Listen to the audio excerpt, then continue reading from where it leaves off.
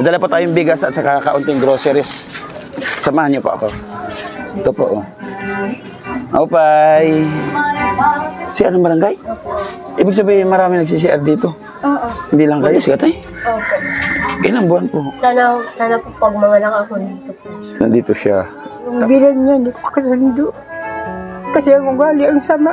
Matagal na panahon, para ngayon lang nangyari ito sa buhay ko. Na may pumasok dito, nag-interview.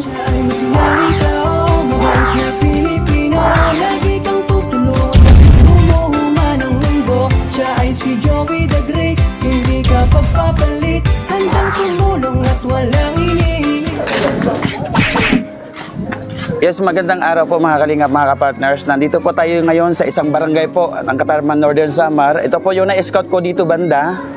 At balikan ko po at alamin po natin kung ano yung kanilang sitwasyon. Madala po tayong bigas at saka kaunting groceries. Samahan niyo po ako.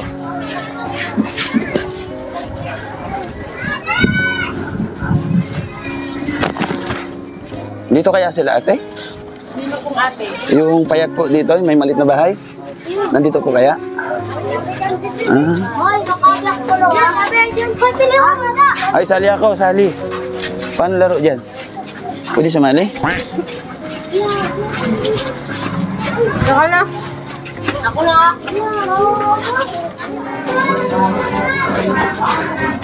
Ito po mga kapartners yung kanilang bahay. Ito po, oh. Opay. Hello, Nay. Ito po si ate. Pwede tumuloy po? Pwede po tumuloy? Oh, good. Pasensya na lang sa angkuran. Saan po? Hindi, okay lang po. Dito lang po tayo. Sige. Opo. Pwede tumuloy? Hindi ka dito, ate. Ito yung anak mo. Ito po yung anak nila, mga kapartners. Sige po, upo kayo dyan. Ayan. Dito, ate. Dito tayo. Sige, dito kayo. Ayan, o dyan. O, dito kayong dalawa. Ayan.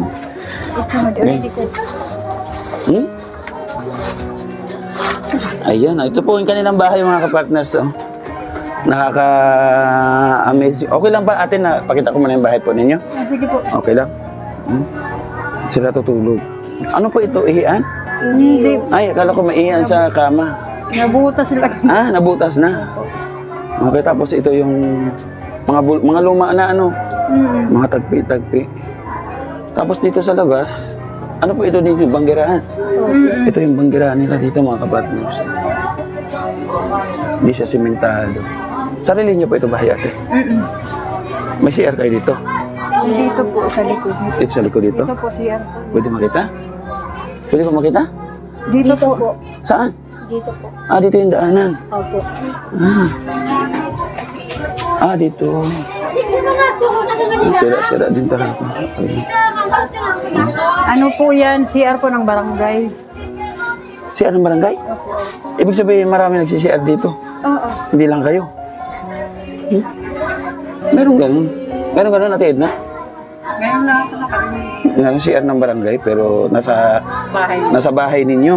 Okay, sinako po namin kasi yung asawa ko po ang nag-return nito. Binigay na lang po may nag-project po na kagawad. Tapos hindi naman na inasikaso ng ng mga tao dito. Nung tayo kami ng bahay na to, ayan, sinakop na lang namin yung CR kasi binigay naman na ng kagawad. Pasok ako dito para maganda yung kwentuhan ni ate. Ayan. Ayun po mga kapartners, ate magpakilala muna ako sa inyo. Ako po si Kuya Joey.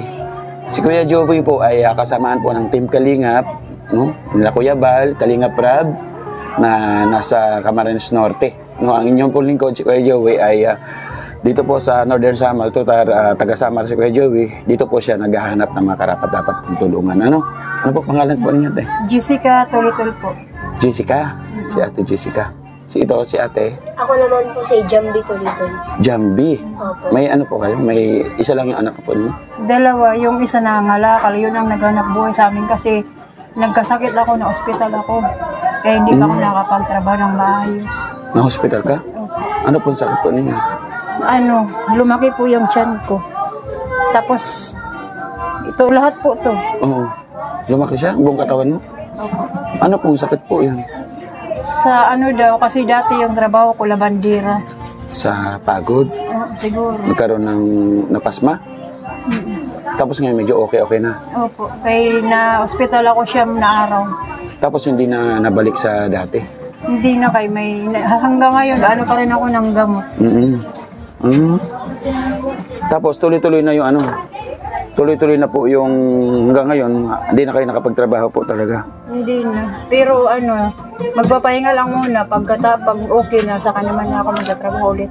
Kay mga anak eh. Walang pera. Busog si ate? Opo. Ilang buntis ka tayo? Opo. Ilang buwan po? 7 po. 7 months, 2 months na lang. Nanganak na siya. Hindi naman siya inaano ng asawa niya ng pera. Hindi siya pinapadalhan.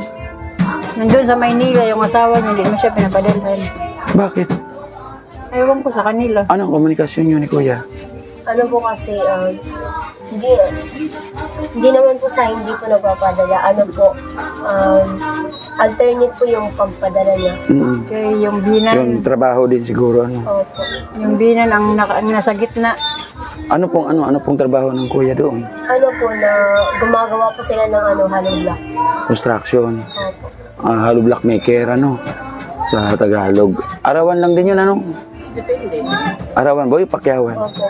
Araw. Arawan. Oo. Kung magkano ang isang araw? 400 po yung araw niya dun. 400. Opo. Lingguhan yung sahod nun pag arawan. Opo. Hindi sa mag-isama katuwid. Sa atid na 400, linggo yung di off. 6 days na 400, magkano? 2,000 plus. 2 plus. 2,400. O, di ba? Every week sana kung may 1,000, hati lang kayo sa kanya yung Hindi 1,000. naman ganyan magpadala. Minsan, tatlong Sabado, hindi naman nagpapadala. So, Minsan naman magpadala, isa lang, tapos sa sunod na Sabado, hindi naman na. paano na yung panggastusin dito? Yung anak ko, yung kapatid niya. Ilang taon po yan? Kaya nga po ako kasi 15. yung kapatid ko na lang, wala na po ako naiambag dito. Kaya po ako Hindi, sa ngayon, wala ka may ambag kasi nga may baby ka sa tiyan. Ano? Kumbaga, bigyan mo ng prioritize mo na yung baby mo. Aalagaan mo pa yon. Ate, pagkapanganak niyan, syempre, aalagaan mo pa, palalakihin mo pa. May mga gamit na po siya sa panganganak. Yan lang po. Tsaka yung damit na bigay lang sa Damit? kapitbahay. Opo. Yung mga, mga pang-baby. Ilang taon na po pala siya? 17. 17 years old. Opo. Naku, ang bata. Anong taon po siya, anong taon kayo nagsama? 16 po. 16 ka? Siya? Ano po? 22. 22 na siya. Dito kayo nagkakilala? O sa Maynila? Dito po. Tapos nagpa-Maynila siya. Opo. Wala siyang plano na bumalik dito ngayon mga anak ka? Hindi po Hindi siya, niya napag-usapan. hindi po siya uwi, sabi niya. Ba't ganun? Kasi nga yung nasa gitna yung Yung nanay niya magulang. Opo. Ayaw kasi sa kanya. Lahat ng pamilya ayaw sa kanya. Ano kayang problema ate? Ba't ayaw sa'yo? Opo.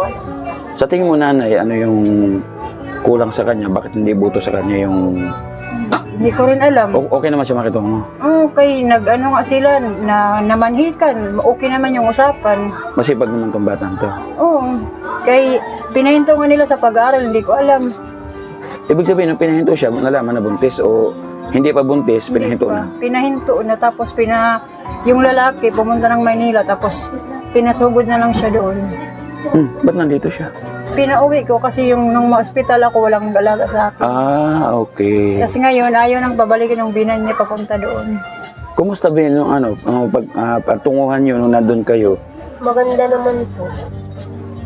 Mabuti naman po yung pakisama nila sa akin. Oh, tima, bakit ganun yung Dapat nandito siya. Ano pangalan niya, be? Si G-Boy po. G-Boy. G-Boy. Kawawa naman si ate, 7 months na yung tiyan niya. Dapat makita mo yung anak mo paglabas niya. Di ba? Napakasarap sa pakiramdam na unang-una ka magiging tatay, una-una ka masisilayan mo yung anak. Di ba? Baka may mensahe pa kay Kuya J-Boy, ate. Anong masasabi mo kay Kuya?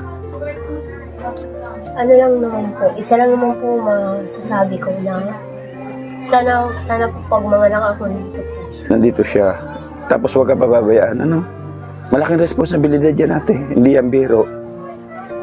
yung paglabas ng anak mo, napakasarap sa pakiramdam na nakikita niya, kumpleto kayo. Yung nandiyan yung kanyang nanay, na ganyan kanyang tatay. Di ba? Sana yun lang, bigyan ng pansin na masilayan yung anak mo sa paglabas niya. Ano? Ayun. Anong payo mo ate? Paano yan? Manganganak siya ngayon. Ang payo ko lang sa kanya, pag lumabas, sana hindi na maulit kasi ayaw ko rin. Hindi kami magkasundo ng ano ko, ng Pinakasama niya. Paano? Sa paano paraan po na hindi kayo magkasundo? yung ano niya, yung bilan niya, hindi ko kasundo. Kasi ang ugali ang sama. Ay? Bakit ate? May kaya sila? May kaya sila? Opo. Oh my God. Kaya, gusto ko nga maghiwalay na lang. Palakihin na lang niya yung anak niya, magtrabaho siya. Kaysa sa magpatuloy sila, yung binan ang ano. Kaya ayaw ko Ayun na yung pumipigil, ano? Yun yung nagiging ano sa kanila. may sagabal. Ayan. Kung ako lang papipiliin pero hindi ko alam yung ano niya, damdamin kung bakit. Oo, mahirap din yung nandun siya, nakikisama, hindi mo alam kung anong nangyayari sa kanya. Kaya nga, Tapos kayo din naman, dalawa lang kayo ng anak mo dito, masama lang kayo. balagi ko naman yan pinapayuhan araw-araw pero hindi ko alam kung bakit nagkaganon. Yung pag-aaral niya, grade 11 na, pinahinto nila sa pag-aaral. Dahil nalaman na nabuntis. Saan sila nag-live-in? Dito sa bahay o doon sa bahay ng magulang? Doon sa kanila. Sa magulang. Okay. Pinahinto nila, yun na lang ang inaasahan ko nga makatulong. Pinahinto pa. Kaya ang ginawa ko, yung mga uniform niya, bininta ko na lang, kaya wala namang gagamit niyan. Tsaka para meron kayo panggastos. Ano nga sabi mo kay Kuya J-Boy? Ate, Ang maano ko lang sa kanya, sana naman sustentuhan niya yung anak ko. Kahit hindi na kami, yung anak na lang niya, tsaka yung anak ko, masikasuhin niya. Wala akong pambili ng gamit niya, hindi pa kompleto yun. Mga nganak na sa October. Kaya lang, sunod-sunuran niya sa nanay niya. Kung anong sabihin, ginagawa. Kaya masama ang loob ko sa kanila eh. mamas ano siya? Mamas girl. Mamas boy. Mamas boy siya. Kaya yun na lang po ang masasabi ko sa kanya. Sana huwag niyang kalimutan, may obligasyon siya dito. Tama. Itong nakaraang buwan, tatlong saban, hindi siya nagpadala.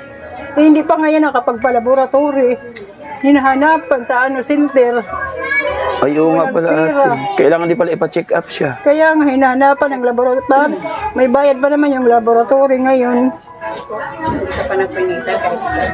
Yan po ang problema ko kaya wala akong makukuhanan na. Ibig sabihin ate, wala pa siyang record na pangahawakan, ipapakita sa ospital pag nanganak siya? Wala po. Paano yan? Ate Edna, 7 months na. Kailangan yan. Kailangan continuous yung prenatal mo. Oo. Pwede wala. Kasi mahirap po pagdating sa ospital na doon ka na manganganak, hahanapan ka ng record niyan Pinaka-importante yung monitoring ng ano niya. ng baby. Anong sitwasyon. Kung ano yung status sa loob ng tiyan. Yan po ang problema ko. Masakit na po yung ulo ko. Mula nang mag-asawa sila nung lalaki na yun hanggang ngayon problema ko pa rin. Tapos si ate mga kapartners, napansin ko ito. Kasi nung una ko pagkita, akala ko buntis. Di ba ate, naalala mo yun tingin ko sa'yo? Opo. Sabi ko, buntis ka yata eh. Pero ngumiti lang siya. Oo. Nagtaka ako, yung pala yung dahilan, no dati sabi niya na sa paliwanag niya na lumaki yung tiyan niya. Nagkasakit siya. Kaya siya tumigil sa paglalabada. Tapos yung halos hindi na masyado nasa ulian, ano ate no? Oo. Eh, hanggang ngayon, may ano pa rin ako, may gamot na iniinom. Imi-im ka rin maintenance. Opo, hanggang hindi na yun matatanggal.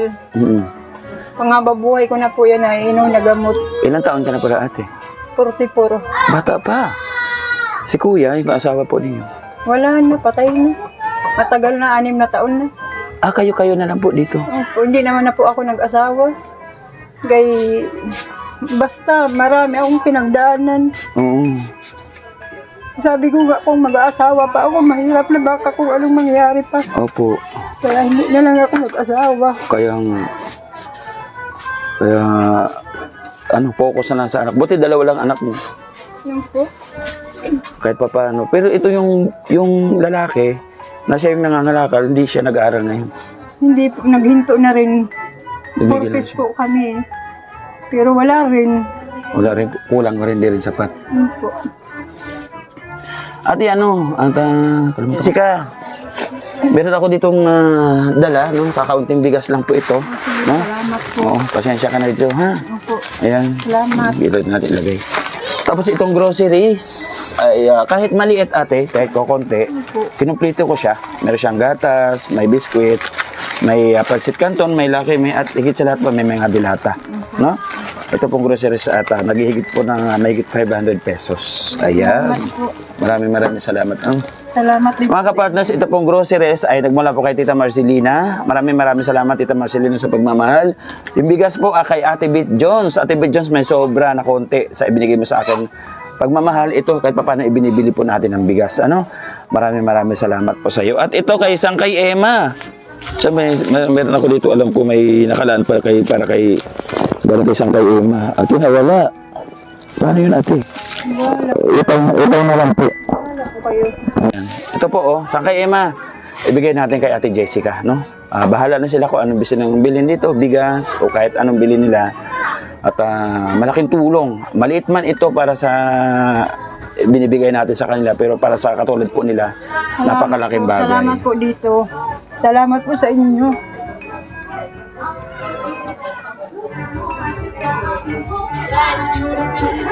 Ikaw, ate, ano masasabi mo doon sa mga nagbibigay ng kunting tulong sa atin? Maraming salamat po sa nagbigay po sa amin ng tulong. Maraming salamat po, hindi po namin kayo nakakalimutan. Yung ni-expect mo nga, ate, na babalik ako? Di ba sabi ko babalik ako? Naghintay ka? Opo, naghintay po. Pero sabi ko, pag sinabi ko babalik, nakalista kayo. Nakalista kayo doon sa listahan. Actually, nasa ano pa kayo nasa ibaba pa kayo Sabi ko, puntahan ko sila. Kasi talagang nakita ko yung kanilang sitwasyon. Talagang kailangan na po talaga. No? Maraming salamat kasi katatapos lang po ng mission namin sa sa Palapag, sa Northern Samar, yung ating eskwelahan na binigyan po ng 100 ng mga bags at saka school supply. Yung mga nanay po, congratulations sa mga nakareceive ng bigas. At salamat po sa sumuporta po sa amin doon. Maraming salamat. Ang mga sponsors na nagkapit-bisig para makapagbigay tayo ng ganong klaseng programa. Maraming salamat po sa inyo. Ang barangay captain po, sa pamunuan po ni Kapitan Benjamin Buhangin, kay Kapitan Miguel Buhangin. Shout out po sa inyo. Siyempre yung principal po ng eskwelahan, kay Benjamin Macmori. Maraming salamat po. Sana'y makabalik po ako doon sa inyong eskwelahan at sa barangay Manhao. Thank you so much. Ate, pasensya ka na. Salamat po. Excuse me. Maraming salamat po sa Opo. inyo. Ay, natagalan. Dahil nakatanggap po kami ng tulong mula po sa inyo. Hindi ko po expect talaga na makakatanggap ako ng tulong. Thank Sa you. matagal na panahon, para ngayon lang nangyari ito sa buhay ko. Na may pumasok dito, nag-interview. Wow. Ngayon lang po. Hindi ko talaga ma-expect na gano'n ang mangyayari. Sa tagal na panahon, nawala ako ng asawa, ng mga anak. Kasi dalawa na lang silang buhay. Ngayon lang ako nakatanggap na may mag-interview sa akin dito.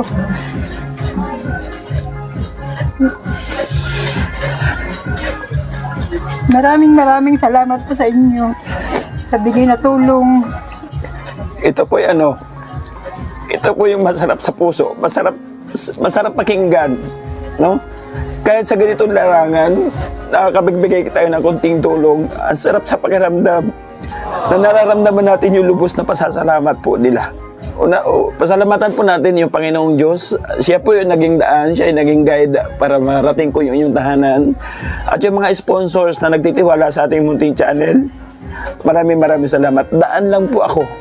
Ako lang yung tagadala sa inyo kasi wala pa akong kakayahan sa channel ko. Wala akong kakayahan magbigay ng mga pangangailangan ninyo.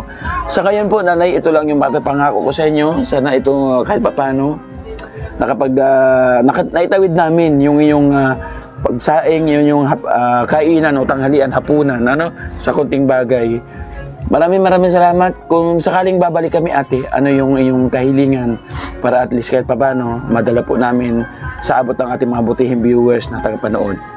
Ang hiling ko lang po, sana kung di pa naman po ako makapagtrabaho, sana po maayos po ang bahay na to. Kahit hindi naman po ako naghangad na Siminto, kaya yero, kahit ano lang po. Pawod lang, okay lang po. May materan lang po kami. Kasi kawawa eh, hindi ko na po pababalikin yan doon. Naawa po ko sa sitwasyon niya. Kahit po naghihirap ako, okay lang. Basta sama-sama lang po kami. Kasi po mga kapartners, yung kanila pong flooring dito, yung dati pa rin yung lupa lang siya talaga. Lupa pa rin po talaga. Oh. Tapos yung kanila pong ano dito, mga trapal. Ito yung trapal na nakukuha ng kapatid mo, no? Bebe. Oh. Ito yung likuran nila Mga dito. trapal na yan, hiningi ko Yung lang kanila po po mga sa katabi, mga bahay. sementado na. Sila po yung mga bukod tangi lang po dito yung bahay. Na ganito yung sitwasyon. Kaya inalam po natin. At pinuntahan ka agad-agad yung action po. Ayun, sana kahit pa paano Ate Edna, bigyan mo nga ng advice si Ate Jessica kung anong may advice mo sa kanyang anak. Sino Ate Jessica siya? Si Ate Jessica. Alam mo na huwag mo pong isipin na may kulang sa anak mo o kaya sa'yo. Sa nakita ko po, wala lang talagang paninindigan yung kapartner niya. Kasi hindi na, pag may pamilya ka na kasi, hindi na pwede yung priority mo yung family mo. Family mo na, yung katulad mo. So, talagang walang problema po sa inyo. Tingin ko sa asawa mo may problema.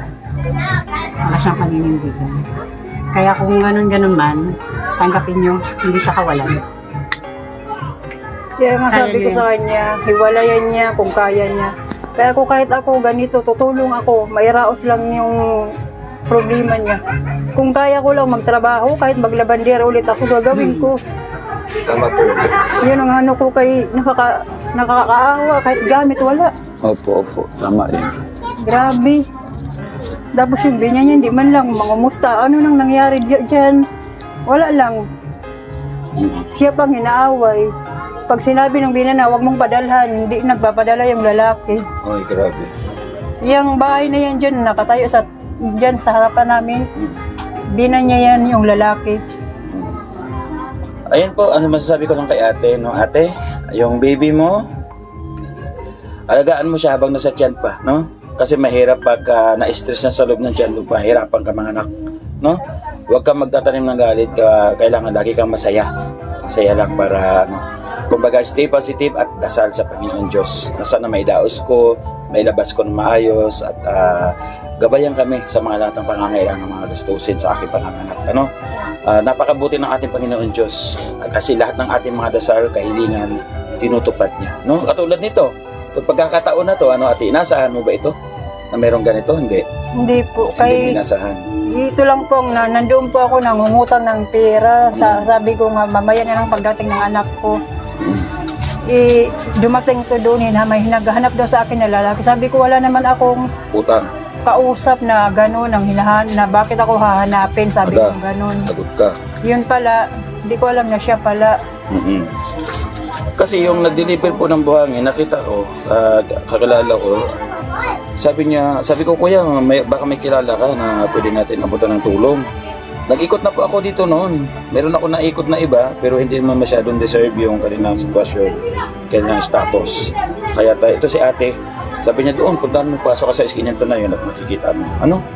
Yan, by the way, ate, Jessica, sana makabalik kami dito, ano? Sana po. At thank you so much. Asa po ako, salamat. Maraming salamat po sa inyong lahat. Yun. Hayaan mo at pagka mayroon nagbigay ng pagmamahal kay ate sa kanya panganak, agaran ko po dadating dito, ano? Salamat po. Thank you so much. At Salamat. payuhan mo si ate, ha? Para hindi makapag-isip ng mga negatibong bagay, ano? Palagi po akong nagpapayo sa kanya. Iwan ko lang kung pumapasok sa isip niya. Mm-hmm. Kasi hindi ko naman po yan siya pinapabayaan. Kahit na pag pinapayuhan ko minsan masamang loob sa akin, tinatanggap ko po. Kaya hindi ko naman po yan pwedeng sabihin alis dito. Mm-hmm. Diba? Kasi anak ko.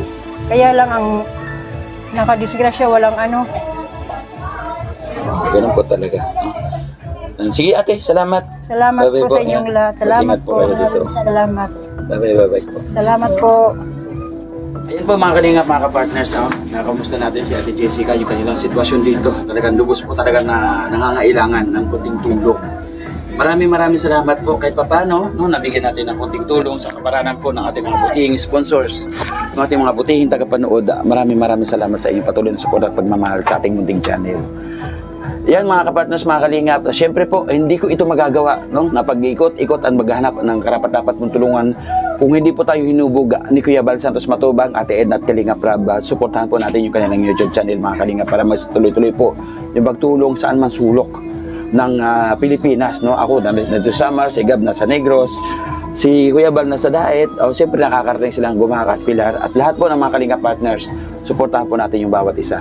Ito pa po yung mga kalingap partner, yung mga charity vloggers po na nag-uumpisa, kalimitan po dito ay mga OFW, sila yung nagbibigay ng pagmamahal para may maibigay yung mga charity vloggers na nandito sa Pilipinas. Katulad po ni Gigi Vlog Official, Janit Galban Salazar, Cisdelia Paconayen, Malo de los Santos, Silena Barbosa, Rosa Aguirre Vlogs, Haneros Official, Lovely Cute 212, Lori D. Imagalpok, Trisha 999, Luminada TV, Rich Barcon TV, Aljus Eagle TV, Percival Naris, Angidilin Vlogs, Glinda Lilan Vlogs, Maria Lewis Vlogs, Ma'am Hayat, Mix Vlog, shoutout po. Tita Air Magalo, maraming salamat. Siyempre po kay Sir Kakosa TV, kay Jabarski Vlog, ang Jom TV Official, anak ko po yun. Suportahan po ninyo ang kanyang channel mga kalingap mga partners. At siyempre po yung aking binubuo na The Great Team Waraynon na patuloy na naghahanap dito sa Northern Samar, na karapat-dapat mong tulungan, suportahan po ninyo. Sa pamunuan po ng inyong lingkod, Joey the Great, siyempre Boy Tabang, Edna Condor, Yansky TV, at BB Mix Vlog, suportahan din po natin. Boss Alan at siyempre Ate Diday, suportahan din po natin. Lahat po na pumunta sa ating mga premiere, sa ating upload, yung mga nagla-like and share ng ating Facebook page, may Facebook page po tayo mga partners. Bisita po at nag-upload po tayo ng mga activities, ng mga videos, ng mga vlogs po natin sa ating Facebook page, Joey the Great. Ayan, bisitahin po ninyo. Hanggang sa muli, Ate Janice, thank you, Janice ba? Jessica po. Ate Jessica, no? Hanggang sa muli, God bless po, mag-ingat po tayo palagi, ano? Salamat Bye-bye po, po. bye-bye Kayo rin po, mga ingat partners. Thank you so much at mag-ingat tayo palagi.